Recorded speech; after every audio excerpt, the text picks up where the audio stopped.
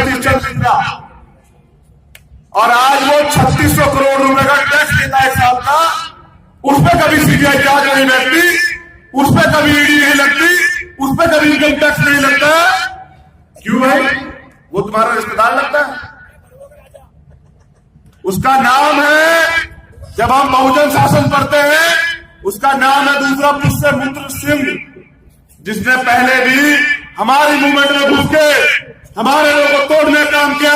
वो अंग्रेजी की इनका डीएनए विदेशी है, वो अंग्रेजी की नीति लागू कर रहा है, बैंकिंग को गुमराह करवा के मुझे एजेंट कहलवा रहा है। मैं उसे बता देना चाहता हूं, एजेंट तो मैं हूं, लेकिन बाबा साहब का श्री राम का, डॉक्टर फरीदी का, और वो समय जान लिया कि तुम हमारे लोगों को तोड़ दोगे, मैं तुम्हारी हड्डियां तोड़ूंगा। और ये भी याद रख लेना कि बहुजन मिशन चमचों का नहीं होता, बहुजन मिशन आंदोलनकारियों का होता है, मिशन भी का होता है। तुम्हारे दिन लग गए, बहुत जल्दी तुम्हें मैं अपने मिशन से धक्का दिलाने बाहर निकलने तुम्हें पता लग जाएगा। आपको समझना पड़ेगा कि बहुजन आंदोलन जो है उसमें आज भी वैचारिक दरिद्रता बराबर लागू है, और उसका उदाहरण मैं आप लोगों को देता हूं। वो दरिद्रता ये है कि 10%, 15% आबादी के लोगों को 10% आर्थिक रूप से आरक्षण मिलता है, सब लोग समर्थन करते हैं, और कभी SC, ST, OBC, माइनॉरिटी के आरक्षण के ऊपर कोई बात नहीं करता। मुझे कह रहा था भाई कि तुमने देखी होगी फेसबुक पे पोस्टर चल रही है, देखो वोट का अधिकार कितना बढ़ा दिया बाबा साहब ने। कोई हमारे पैर धो रहा है, एक सभी पात्रा है, वो हमारे गरीबों के घर में चूल्हे पर बैठ के रोटी खा रहा है। तुम आज समझो कि ये बहरूपीय लोग किस तरह की भाषा रूप बनाने आपके बीच में आ रहे हैं। मैं ये कहना चाहता हूं, वोट की ताकत को समझो।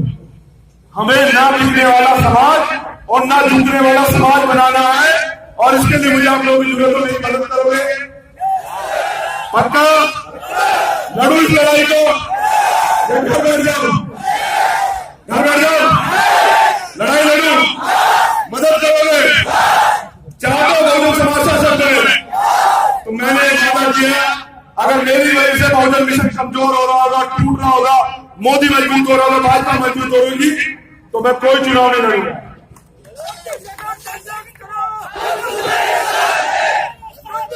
लेकिन अगर सच्चाई ये है कि मेरा गुनाह चुनाव लड़ना नहीं, मेरा गुनाह सिर्फ सवाल करना है, जो मैंने अखिलेश यादव से किया कि भाई अधिकारी कर्मचारी लोग यहां बैठे होंगे, पदोन्नति में रिजर्वेशन का भी उन्होंने फायदा था। क्या अगर मैंने कहा तुम हमसे वोट मांग रहे हो, क्या उसका समर्थन करोगे? मैंने गलत सवाल किया, और वो जवाब देने पर राजी नहीं है। उन्होंने अपने बाप की बपोती मांग रखा हमारे लोगों को।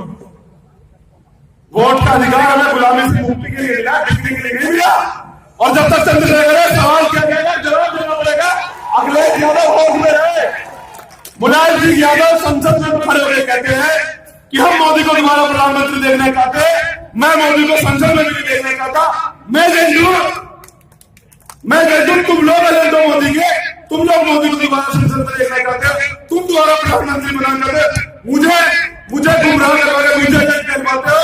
मैंने बताया कि दर्शन हुआ करते हुए किस्सा ना होता, अगर कुल्हाड़ी में लकड़ी का एक्शन होता, अगर मेरे अपने लोग मेरे सामने ना होते, तो मैं तुम्हें बताता कि बहुजन समाज अगर बनाना जानता है तो काटना भी जानता है। मेरे सब्र का इम्तिहान ना लिया जाए। मैं बाबा साहब का श्री राम का बेटा हूं, मैं त्याग करना जानता हूं।